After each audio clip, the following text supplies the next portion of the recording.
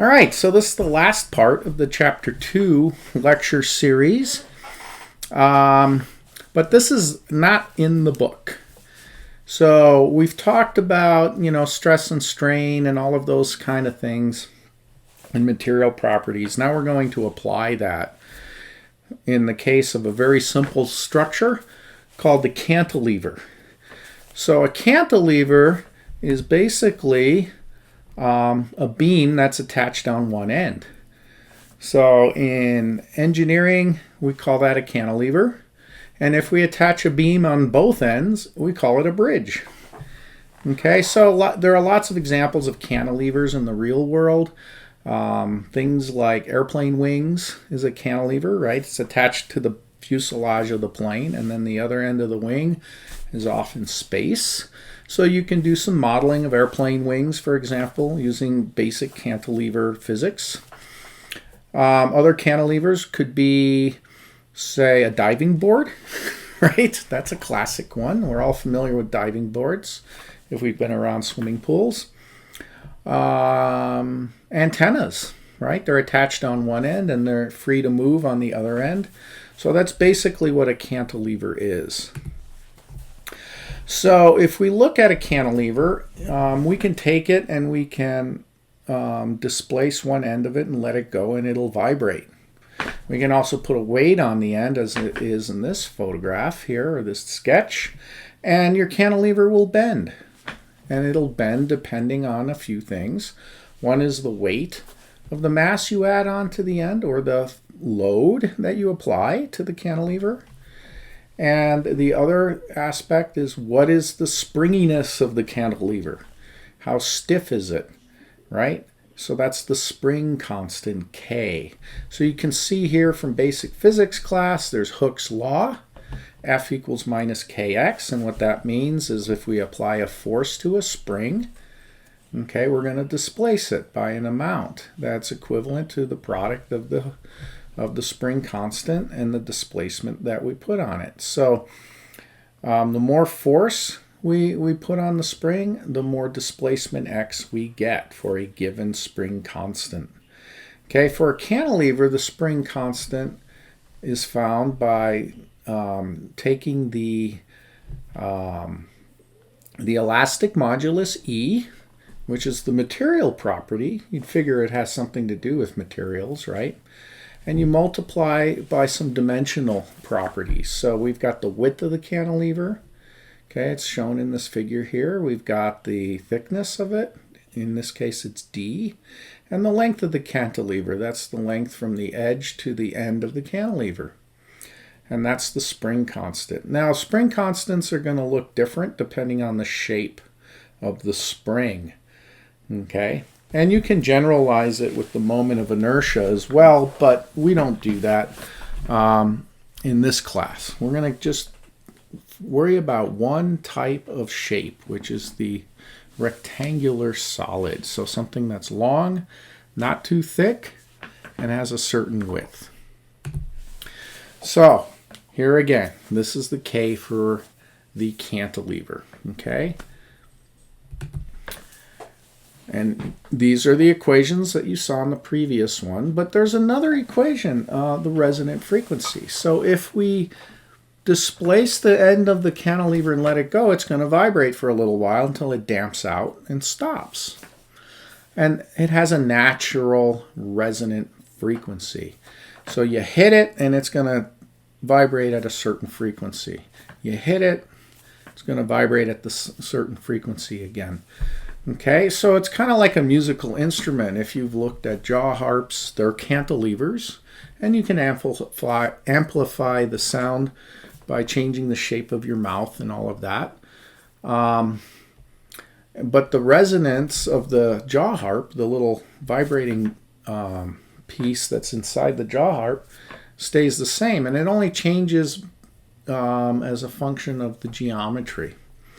All right, so here we have the resonant frequency, and that's the first harmonic. You can get things to resonate at higher harmonics as well. We're not going to talk about that in this part of the lecture. Okay, so omega naught is the frequency the system wants to vibrate. And if you measure it, you're going to measure it in hertz, and that's F naught. That's the frequency you measure it at. So omega naught is in radians per second, and F naught is in cycles per second. So that's why you have that 2 pi in there. Okay, so if I do a measurement in the frequency, that's F naught. That's going to equal 1 over 2 pi times the square root of K over M. And M is the mass of the cantilever. So you figure out the mass of the cantilever by either weighing it, or if you know the density of the material, you can look at the dimensions, you know, the width, the length, the thickness, right? That gives you the volume. You multiply density times volume, and you get the mass, okay? But you can look at this, that there are 2 parts to the resonant frequency. One is the material properties themselves, which includes the density of the material and the elastic modulus, and then the shape of the material, the thickness, the width, and the length. Okay, so if we combine these two together, okay, we substitute in for K,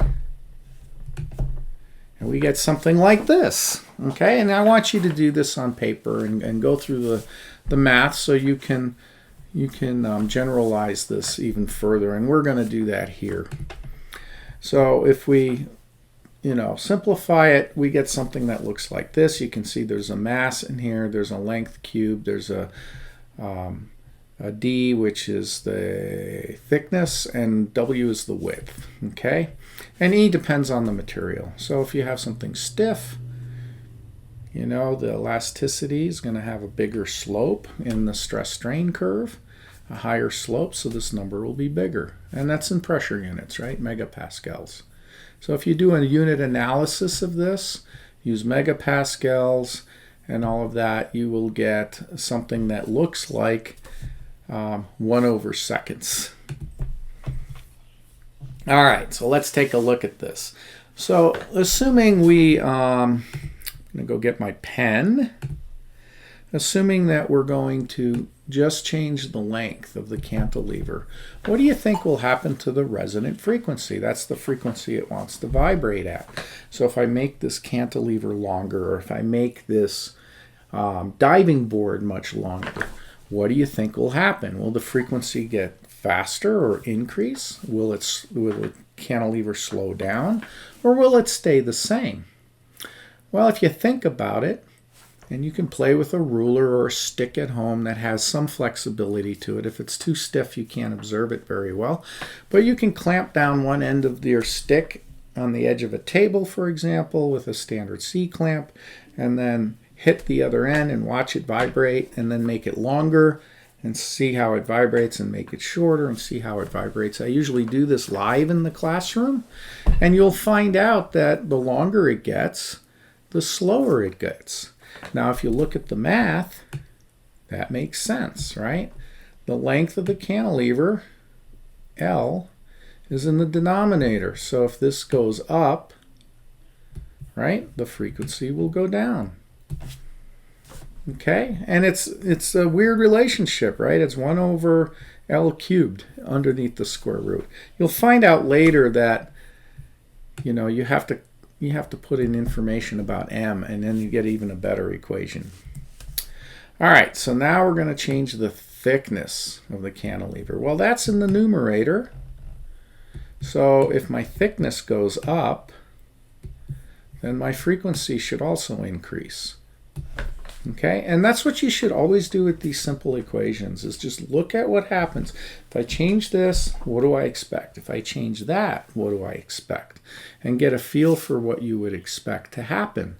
And then that way, when you do your experiment, or you're utilizing a cantilever sensor for something, or designing a cantilever to be part of a system, or if your system has a cantilever in it, you have to think about the resonant frequency and what happens if it gets longer and if it gets shorter and that sort of thing. And you do that with other systems and other equations. Okay, so if the thickness goes up, we'd expect the frequency to increase. And if the length goes up, then we expect it to decrease. All right. So now what about the width? And now in class, I would have you guys actually do this experiment with a set of cantilevers I've made. They have different widths, different thicknesses, and then you can decide how long to get it by how you clamp it to the table. And when you do this experiment, you would expect, just glancing at the equation, right? You'd expect that when the width gets wider, the frequency should get higher, right? That would be what you would expect just by looking at the equation. But the experiment shows that there is no change in the frequency. And now you're going to scratch your head and go, how is that possible? There's a W here. This is material property. That's not going to change with the width, right? But you have to think, what else changes with the width? The mass does too, doesn't it? Because your cantilever, okay, is a beam that looks like this. Okay? Right? And if I make it longer or thicker or wider, right, what's going to happen to my mass? It's going to go up. So if W goes up, width, the mass also goes up. And you say, hey, wait a minute, Dr. Plyle. If the length goes up, the mass also goes up. And if the thickness goes up, the mass also goes up. How come those frequencies changed? And you'd observe that if you do the experiment. How did those frequencies change, but not with the width? But now you look at these exponents here. This is to the cube, this is to the cube. This is only to the first power. So think about it. If I double the width, right, I'm going to double the mass. Because what is the mass? The mass is the density, right? That's supposed to be a rho times a volume. And volume of a rectangular solid is the width, x, y, z, okay, or width times length times thickness. All right, so now you've got a width in here, right? So the two widths cancel out, and we'll show that in the following slides. Okay, so why does the frequency not change when one widens or increases W? Because we got to consider the mass. The mass is rho, the density, times the volume. Oh, look, here's another material property. Okay, and this is a geometric property. You'll find so much in mechanical engineering that has a material property component and a shape component. And you as a designer may not be able to change the material you work with, so you have to change the design to adjust for different frequencies, for example. All right, so we back substitute in for the volume, right? It's thickness times length times width. Okay, we put it in the equation. I'm just doing this in gory detail so you can see what's going on. Okay, so notice that it went to L to the fourth because width times distance times length times L to the third is L to the fourth, so follow along. Okay, now you're going to say, oh, we can get rid of a D, right? And we can get rid of a W. Oh, look, there's no more W. So we got rid of the W completely out of the equation. Okay, so that means frequency is not dependent on the width. And that's a good thing when you're a designer. Okay, so we do the simplification and we get something that looks like this. And now what happens when we change the width? Well, there is no W in the equation, so there is no change. Okay, so again, we can simplify some more. Okay, we've got a square here and a to the fourth here and a square root, so we can take those out. And now we've got something that looks like this. So we've got thickness here in the numerator. So if I double the thickness, I double the frequency. If I double the length, I go down to a quarter of the frequency. So now if you look at the frequency versus length curve, it's going to look like, whoa, it's going to kind of look like this. Okay, it's going to change a lot, and then as it gets longer, not as much. It's a 1 over r squared kind of relationship. But if you look at frequency versus D, and let's make D a different color. I like blue. It's going to look something like this, a straight line. Okay? So that's what you would expect with the math. And if you actually do the experiment, right, you will find out that this is true. There's slight variations because you have damping from air, so it affects the frequency a little bit, but to the first order, it's pretty solid. All right, so this is a nice equation now. We've got everything here. That's geometry, so this is what you do as a designer. You change these values here. So this is geometry, right? Shape, whatever you want to call it. Geom. And then these numbers here, this E and this rho is all material property. So if you do have a choice as an engineer to change the materials for your given application, you can find certain materials that'll fit your design if your design is constrained to a certain geometry. Okay, and you need to get it to a certain resonant frequency. All right, so here we go. This is a nice clean version of my scribbles from the previous slide. You've got material properties and you've got dimensions of the cantilever. So now you can go forth and design different things to work differently. So here is a link to a YouTube video one of my colleagues from Ivy Tech put together. It's using SolidWorks, and you can draw a simple cantilever, assign a material to it. You can fix one end of it, and then you can look for different resonances. So this is the first order resonance here, which is 5 Hertz. And you know, I have a kit that I put together for technicians and engineers to learn about cantilevers and do the experiment in the classroom. And you can measure the resonant frequency using a video from your phone, and then you plot the resonance as a function of length, as a function of width, and a function of thickness. And then you add some mass to the end of it, and then you can turn it into a scale, and it works out really nice. So you can go ahead and model it in SolidWorks, and you get very close correlation between, you know, the modeling and what really happens. But you always want to verify with experimentation that your models are correct. Okay? All right, so here's another video. We could probably go ahead and,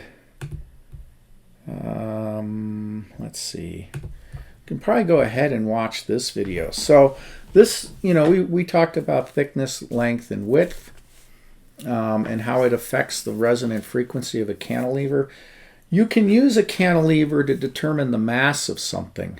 So what you do is you create a cantilever and you add mass to it, different amounts of masses, and then you plot the frequency versus mass added to your cantilever. And then when you have an unknown mass that's added to the cantilever, you can determine from the frequency shift, right, the resonant frequency shift, how much mass you added. This is really good to do with micro cantilevers if you're looking for a certain, say, virus, or you're looking for a certain bacteria or certain chemical. You can coat the cantilever with something that only that chemical or virus sticks to, like a certain antibody. And then if the virus comes by and it sticks to the cantilever, the resonant frequency of the cantilever will shift.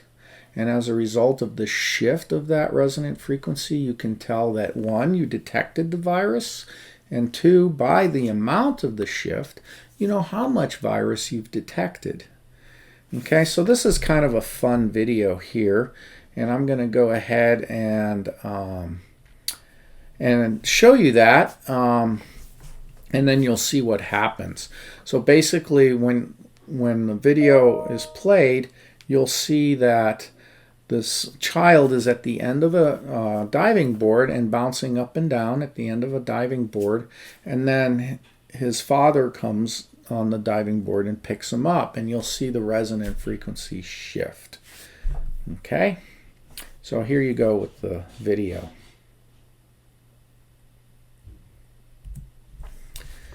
So that was a good video. So it makes you think a little bit. So here we have some real cantilever arrays. These are very small. You can see in the corner here. Right, this is 500 microns, this length right here. So these are about maybe 750 microns long, if I had to guess. Okay, so that's less than a millimeter, right? So very, very short cantilevers. And then this company will coat them with different things. So on this one you might put, say, an antibody for corona. Okay, and then on the other one you can put the antibody for, I don't know, SARS, etc., etc., and then you'll have a couple of ones that you have as a control to make sure that everything's working right. And then you get these oscillating, and if one of them shifts, let's say this one shifts, okay, in frequency, then you know you've detected SARS. And if this one shifts in resonant frequency, then you know you've detected COVID, etc., etc. Okay, so you can have all the cantilevers the same length and coat them with different things and have a couple controls in there so you don't get false positives. So that's one example.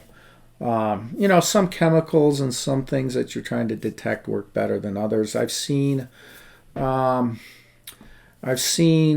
data from a PSA, which is a prostate antigen kind of thing, where they use it to detect prostate cancer, and then I've seen another application where they looked at the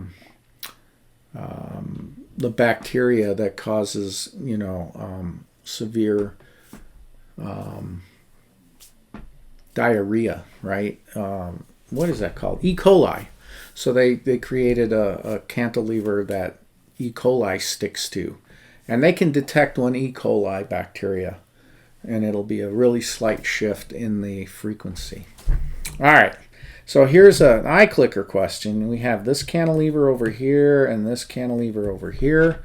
Which one will have the lower resonant frequency? All right, remember what we said about L. Where is L in that equation? In the numerator or in the denominator for the resonant frequency? All right, well, you should know that the longer the cantilever, the slower it gets. And you can kind of envision that in your head, right? You have experiences with long boards and things like that, so you probably have a gut feel which way it should go. So here's an example of a real cantilever device, right? If this is a scanning electron microscope, so this is the end of a cantilever right here. And that's made out of aluminum, and it actually comes in here. And then it continues on, and it's fixed on one end. This end over here is free to move. And this is above the sensing pad underneath it. So this can move up and down. Okay. And if it moves up and down, it's going to change the capacitance between this cantilever and this sensing pad underneath it. So it's like a capacitor. If you've studied a little bit about electronics, you know what a basic capacitor is. It's two metal plates, and you put a charge between it. And if you change the distance between the two plates, the voltage will change. Well, you can measure the change in voltage as this thing vibrates, and you know how much it's moved, and then you can translate that change in voltage into a force that must have imparted itself onto the cantilever. So this is actually a deprocessed analog device inertial sensor, crash bag sensor, right? So if you hit something hard enough, that cantilever will move far enough and fast enough that the circuit interprets it as, oh gee, we hit a wall or we hit another car. I better explode that airbag in the steering column. So I got to do that before, you know, the passenger or the driver's face hits the windshield. Okay, and this is an actual device that actually works. Okay, and it's a micro device. But again, it's based on a cantilever. There you go. Burn this into your head, you know, or at least be able to look at it and understand what it means, right? So K, what's that? Spring constant. E, what's that? Elastic, the elastic modulus. What's W? What's D? What's L? Can you draw a picture of it? So this might be a simple test question or multiple choice kind of question on an exam. All right, so I'm going to include a video that talks about the cantilever and how it's moving and all of that. So that'll probably be tagged on to the end of this lecture. Okay, so let's look at the resonant frequency again. So what is it in terms of hertz? Right, hertz is 1/second, cycles per second. Okay, so yeah, like I said, there's going to be another video which shows the example of a simple cantilever motion as a function of the mass added. I might just tag it. I'll probably just tag it on to the end of this lecture. I don't think I'll make it two separate videos. Okay. So we'll do the frame by frame description in that other video, and then I'll show a little bit of relationships between plotting the displacement of a cantilever. So a cantilever will move in time, and you can videotape it and watch it move in time. We'll give you some examples of that. So it's going to move in time, and you can look at it frame by frame and watch the motion. So you can plot displacement versus time. So where is it at a certain time or a certain frame, right? If you look at it frame by frame. And if you plot that out, you'll get a sinusoidal curve. And we're all familiar with that in music.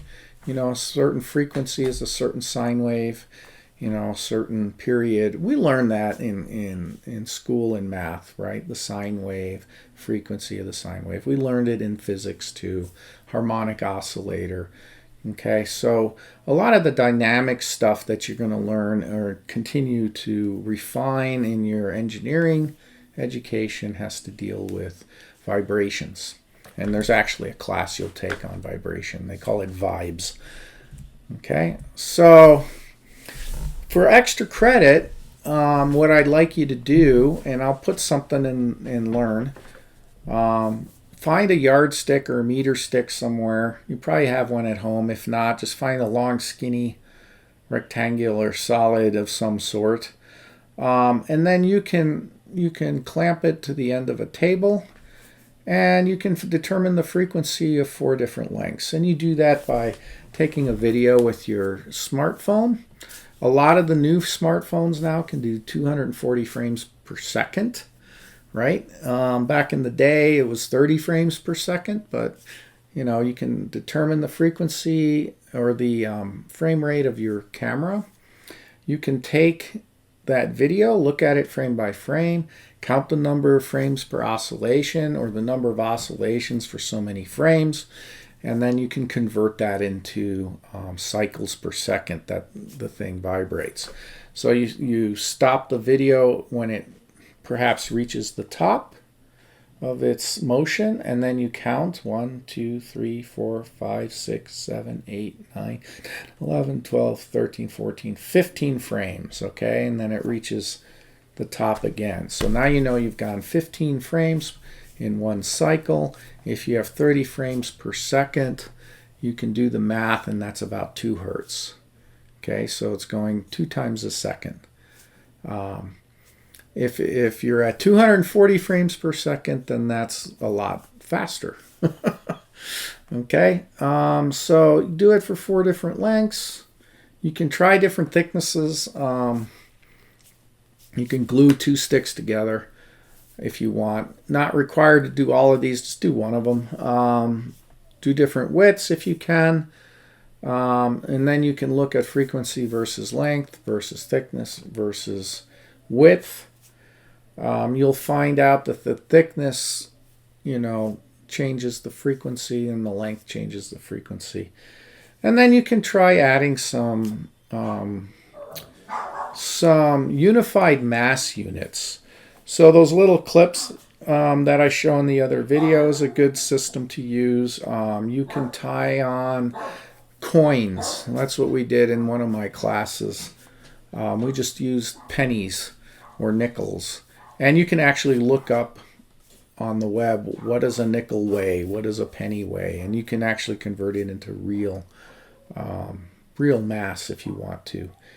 Okay, and see if you can figure out what the elastic modulus is by looking at the frequency at 2 different lengths or 3 different lengths, and you can back calculate out what the elastic modulus should be from a couple of experiments. So this will be an extra credit for you if you want to do it, or just videotape it and analyze it a little bit. Look at you don't have to necessarily do just these and mass added. You can also look at displacement versus time and plot that, and then look at blur envelope versus time. So blur envelope is how blurry the image is in a given frame, and that tells you how far the cantilevers moved in that frame.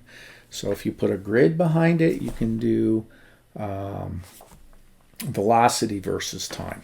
And that video I'm adding on will show you that in more detail, and it'll hopefully become clearer. Okay, and if you have any questions, you can always let me know. Well, that's it for this part of the lecture, and stay tuned for the second part of the lecture.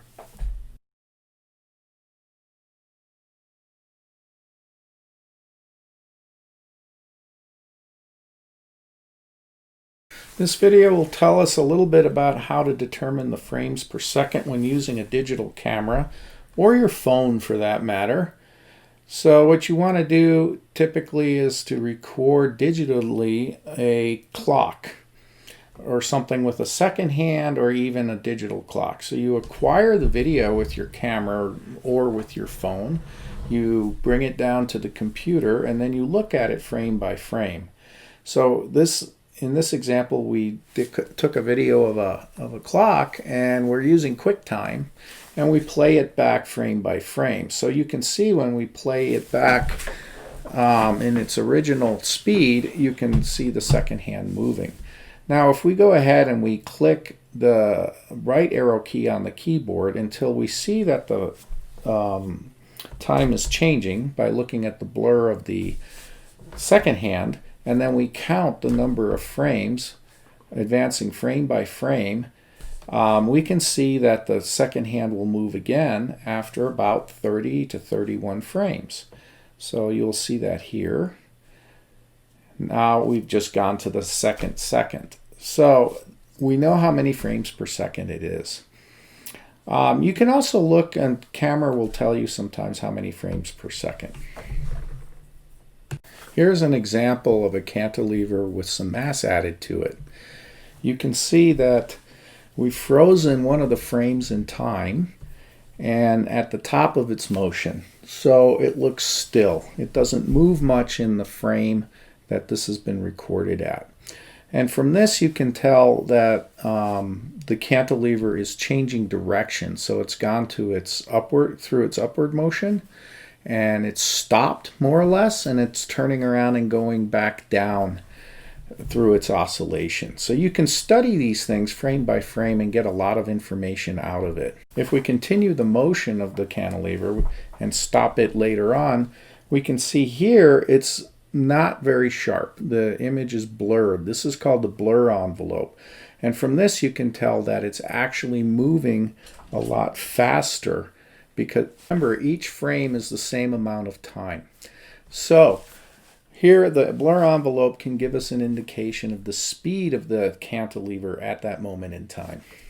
Speed is found by taking the blur distance in the frame and dividing it by the frame time, which will give you the speed. The frame time is the amount of time the shutter is open in a classical sense. So in this case, we used a 30 frame per second camera. So the frame itself is 1/30th of a second. If we estimate the blur distance is about 5 centimeters, and we divide by 1/30th of a second, we get something on the order of 150 centimeters per second. As part of the tutorial, we're going to put it all together. So you set up your system in this manner. You can put little markers on the cantilever stick so you can see it better under video frame by frame analysis.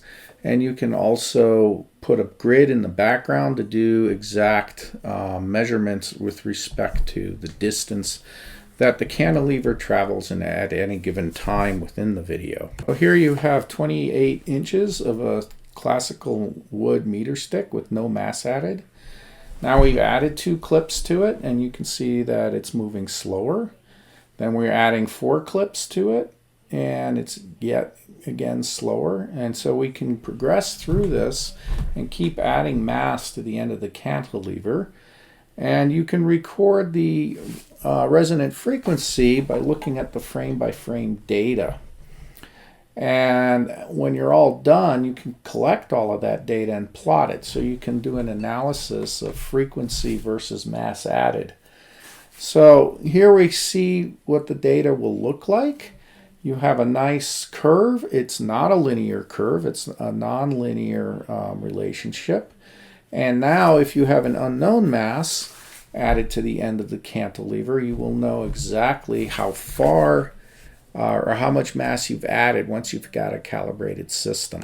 So for example, if you put an unknown mass on the end of your cantilever and you measure 4.5 hertz resonant frequency, you can estimate how much that unknown mass weighs relative, in this case, to the standardized clip units. So here's a recap of the math for the harmonic oscillator, or cantilever in this case. So here we've got omega is equal to 2 pi the frequency, which is what you measure. K and M are the spring constant and cantilever mass respectively. So that's the general formula, and you probably learned that in physics. But what about this spring constant? What the heck is that? Well, as we learned in the lecture, the spring constant is a combination of material properties, which in this case is the Young's modulus, and the thickness of the cantilever, the width, and the length. So those two things are combined. You got geometry and material property. Now you can change the length of the cantilever and measure the frequency, the width, measure the frequency, the thickness, measure the frequency, and as we saw, we can add mass to it. We can also look at displacement versus time at any given point and plot that as well on a displacement versus time graph. So you can look at that displacement versus time graph, and if you do that for an actual cantilever, you will find that it's an exact sinusoidal curve. And if you plot the blur envelope distance as a function of time, which is equivalent to plotting the velocity versus time, you will also get a sinusoidal curve, but it will be phase shifted from the distance versus time graph.